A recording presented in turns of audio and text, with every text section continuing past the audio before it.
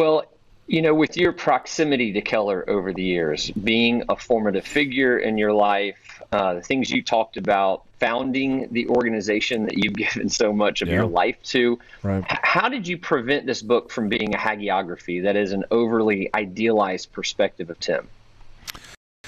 Well, a lot of ways that'll be in the judge of the readers to figure out if I was able to avoid that. But I had a lot of good help from Tim himself, but then also especially from his friends and his colleagues.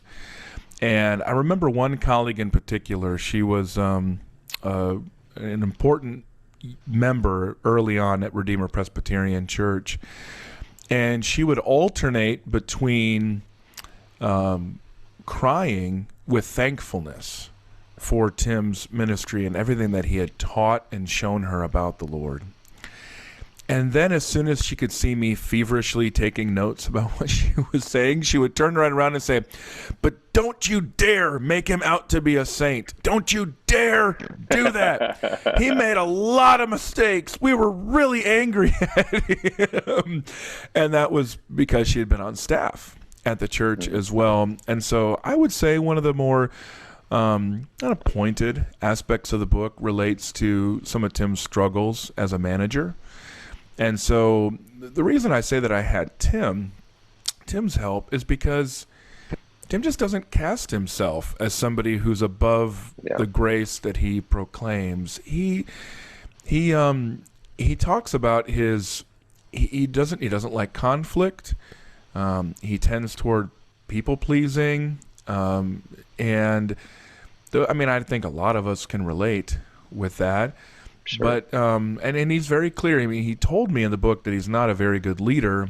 I say in the book that that's not correct. He is a good leader. He just isn't a good manager. But I've spent, Jim, most of my career around pretty successful pastors, and not many of them are good managers. Beyond that, just nobody's good at everything. And so I just always had that perspective. And I also got some help from another one of Tim's colleagues who said to me that the people who are closest to Tim don't idolize him.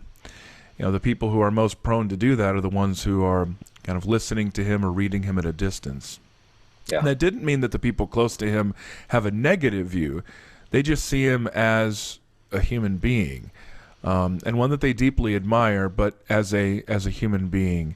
I think it also helps a lot to know Tim and Kathy together, because that's when you truly understand both of them is when they're together, and it's just very human. They're just a couple, and they work through things, and you'll have some interesting conversations with both of them when you're talking. So So